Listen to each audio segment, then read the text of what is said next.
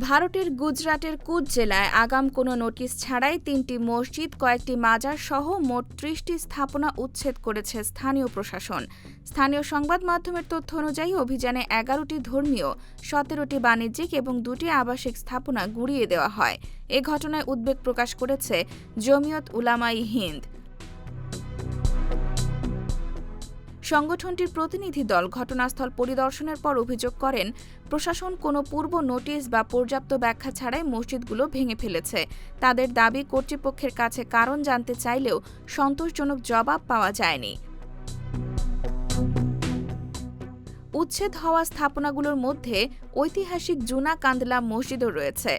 মসজিদের খাদেম ও কমিটির সদস্যদের অভিযোগ, অভিযান চলাকালে তাদের মসজিদের কাছে যেতে দেওয়া হয়নি এবং বাধা দিলে আটকের হুমকি দেওয়া হয়। স্থানীয়দের দাবি, মসজিদটি দীর্ঘদিন ধরে ওয়াকফ সম্পত্তি হিসেবে নিবন্ধিত ছিল।